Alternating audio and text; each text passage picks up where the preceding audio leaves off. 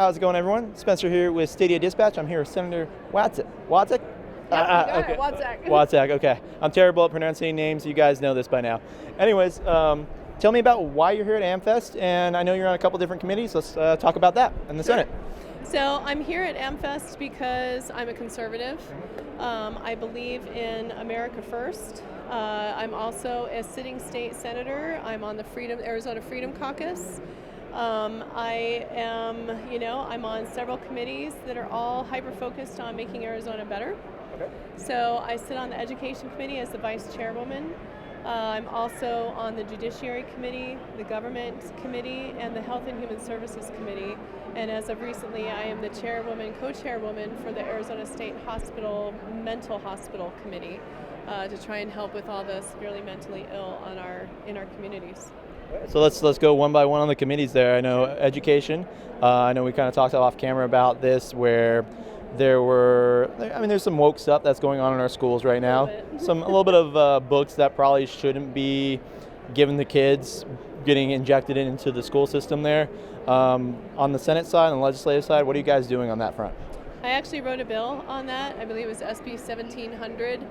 Unfortunately, the Democrats didn't like my bill. All I wanted was for if a parent didn't like the nature of the bill, if they didn't like, the nature of the book, that they would be able to contact the Department of Education and file a complaint or have a request for review of the language in the book. They, of course, retaliated against me and tried to recall me over that bill. So that was an interesting one. That and other bills. And I'm sure Arizona Central and some of those other hit papers were very, very, very kind in terms of their coverage. You know, I just actually put on my Twitter X this morning that we had a hit piece that came out against my seatmate, Representative Cory McGarr. And the hit piece actually has a really terrible picture of the two of us, more so of me. And underneath it says, modified photo. And I thought, wow, they actually said the quiet part out loud. So clearly I don't look like that in the photo, but what they do is that they try to make me look as awful as I can. I've had others where they try to black me out and make me look like I'm very dark and sinister. Yeah. And it's just not a true representation. If they can't put out the truth and be honest, then they shouldn't be taken seriously. I mean, unfortunately, as we've seen this last couple of years with journalists out here, they're brutal. And there's a lot of bias that goes into it. I mean, I think I'm just going to shout him out in here. Garrett Archer, if you're talking the election integrity stuff, he always has is it Garrett Archer, the data guru? Yes. Yeah. He always has a spin. He just recently did a piece with an ESA mother, an Empowerment Scholarships account mother. And the interview was great if he would just have allowed her to tell the truth. He kept trying to bring the slant back to the Democrats to make it look like it was that she was wrong. And I don't understand why somebody in the media has the right to debate somebody who he's doing a story with. Accept the truth, allow the truth to come out, and leave it alone. That would be the right thing. I know the biggest thing that I've seen, at least on my Twitter feed, because I know I've seen a few of your posts and I've seen just other people like commenting and stuff. Oh, yeah. They're blaming ESAs, they're bankrupting us. Well, I don't think so, because my understanding of it, and correct me if I'm wrong, is that money is your tax dollars that are put into the system. You're just saying, I want my child to go to a private school, and my tax dollars that would normally go to pay the public school, I'm still putting for my kids' education, but it's going to whatever private institute they want to go to, correct? That's right. And no two children were born the same way. No two children will learn the same way. So why should we put them all in the same big box and expect them to come out as different people? We have to start allowing the money to follow the child. And the minute that started happening, the Democrat side, the leftists, they viewed it as we're just trying to empty out the public government schools. Well, that's what free market is. It's, allow people an opportunity to have choice, to have, decide whether or not, if the public government school is not cutting it for their child, or their child's not flourishing and thriving, they have a right to go somewhere else where they can. And so, this whole business of, we're draining the economy, we're draining the budget, we're draining everything with ESA, it's an absolute lie. And in fact, children are doing better having these choices, whether it goes to a private school or homeschooling or a micro school, or they have their community come together and different parents take turns teaching one day each day of the week. So it's just so important to give options. Right. It shouldn't be all government controlled in that sense. Give the parents the options. People are done with government controlled altogether. I mean, we all lived through COVID. Yes, we did. I still have a lot of disagreements with Ducey about that one and how he handled it locally, but that's for another I guess podcast or whatever you want to interview. You could go on for hours on some of these topics. There's so much. Because I was kind of upset when that all happened too, and because it was like, I mean, obviously my civil liberties were impacted there, but also I had a few concerts. I know we were talking off camera a little bit too about concerts. Yeah. A few of the big concerts I wanted to go to got canceled or postponed. And, so I used to actually produce concerts for a living, and I worked on all the casinos around Arizona. I used to provide the halftime shows for many of the NBA and NFL across the country. And I'll tell you, there were the people that got hit the hardest when COVID shut everything down back in March of 2020 was the everyday worker, the dishwashers, the servers, the bartenders, and the music industry, because you had all of the people who worked on lights and stage and sound systems and the stage hands. All of those people were suddenly finding themselves without a job for a year or more. And I watched a couple people almost lose their homes. I watched a couple other people actually lose their homes. I've watched businesses close up and fold.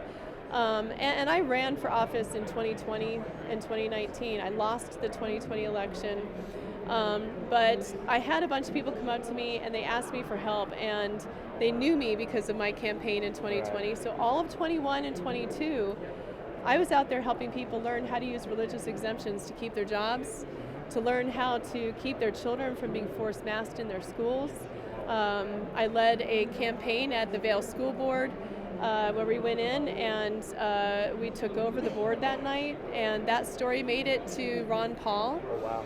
And he took that video, showed it to Glenn Youngkin, and they changed their entire messaging and turned Virginia red with the video of us taking over Vail School Board. So I have an activist heart and a citizen legislature approach. So in terms of, I don't know what data you guys have on the legislative side for this, talking about, because I know we're going to dive in a little bit here into health and human services and education, but in terms of money, they complain about the ESAs all the time. How much of the state dollars are spent on parents' kids who are not legal citizens? The state dollars, the way it is there's about $15,000 per pupil in the state of Arizona that goes between the collective state tax, federal tax, and county tax. And what the ESA, if you decide to withdraw your child, the public school actually still gets money. The parent only gets $7,000 of that $15,000. So $7,000 follows the child. The rest of it stays in the Department of Education and for the district. And so everybody's happy that way, right? But it's not enough because the Democrats want to fully fund education, and right now they receive more than half of our state budget, and they will not stop at more than half. They want even more than half. So until I start seeing what it's actually going to, I'm not interested in giving them more and more and more. I want guardrails. I want to know that the teachers are going to get paid. I want to know that, they're actually, when they've lost 4,000 students in a school district, that they're accommodating for that shift in their transportation budget and in their lunch budget. But what I'm seeing is 4,000 students being removed from a school district and their transportation budget's going up. That math doesn't make sense to me, so why should we give them another penny until that's been reconciled? Well, we have 500 million that was gone to the Hobbs illegal transport service? Yes. That money could have been better used elsewhere. But to rephrase my question, I know, and thank you for providing the clarification on the ESAs, but do we have any numbers? Because I know people who are living here illegally, I mean, they still have their kids in school, right? Yes, they do. So has the state looked at any numbers in terms of how much people who are not here legally, and I'm going to have to say it like that for the YouTube censors, Sure. Have they looked at how much money that is per year?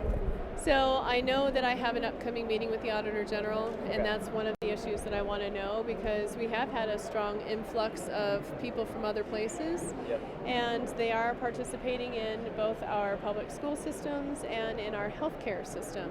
So that affects both our 15,000 per pupil taxes, and it also covers the money that we have to pay for people who don't have health insurance that are going right into our hospitals. And by federal law, they have to accept everybody, but what's happening is almost nobody's paying. And so that's why a Band-Aid's worth like $10,000 or whatever when you go to the hospital. That's right. And so we have it's a real backward system, and I would really like to see the federal representatives, our congresspeople, our states, our U.S. senators come together and find a way to change that, because that's a federal issue. The border's a federal issue. How we control the influx of people going into our hospitals is a federal issue. But unfortunately, both of those federal issues affect the taxpayers at the bottom line. Yeah, and I know someone who recently was unemployed, and it only took some journalism to basically put a highlight on it, and just basically escalate the issue to AZDES to say, hey, can we fix this so this person doesn't end up on the streets? Yes. And when you have a bunch of illegal immigrants that are coming in and they're getting those same services because they can't, and then there's a form they have to fill out and everything, but citizenship is not a requirement for that. Correct. So citizenship is not a requirement for voting in the federal only votes either. Yeah. And so unfortunately, I've had a couple of constituents that have come to me and told me about how they have received a renewal notice from AMFEST, which is our Arizona Healthcare Cost Containment System. It's basically our state-paid health insurance. And they haven't had access insurance in a very long time yet. They're receiving this renewal notification, and as part of that renewal, it says, and by the way, you can vote in the federal only elections. Yeah. And I thought to myself, why is our healthcare system advising people that they can vote without being an American citizen? So we have a lot of issues that have been brought to my attention that I've now in turn brought to the attention of the Auditor General for those exact reasons.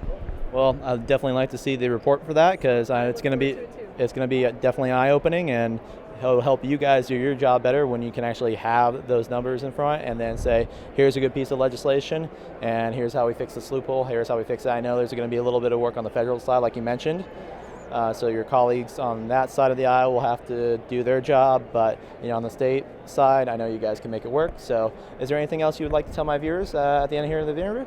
Just two things I'd like to say. One, vote. Do not give up on voting. As I said in my last interview, if you don't give up, I won't give up. But we can't be out here doing this and working as hard as we are. If we have any idea that you guys are going to stop voting, please vote, and vote early. Do not wait. As soon as you are able, vote. The minute you get that ballot in the mail, if you're going to do mail-in, vote that day, turn around and get it turned in. And the other thing is, please support my campaign. I cannot help you, I cannot fight for you if I don't get reelected. Arizona's state Senate has a one-seat majority, and they have made it very clear after trying to recall me after only a few short months in office, because I'm effective, they want me out. So I am at risk. I'm very targeted right now, and I passed 31 bills in the Senate. I got 10 on the governor's desk and 4 signed, and they didn't expect me to be able to do anything. So I am a threat. Help me get back in there so that I can continue to do this good work for you. Go to Wadsack4Arizona.com. Again, that's Wadsack4Arizona.com. Perfect. And I will just end with this one comment. I'm surprised that we're getting anything past Hobbs' desk. And I will just say that. But Senator, it was a pleasure. Thank you for taking the time. Such a pleasure. And see you around. Thank you. All right, thank you.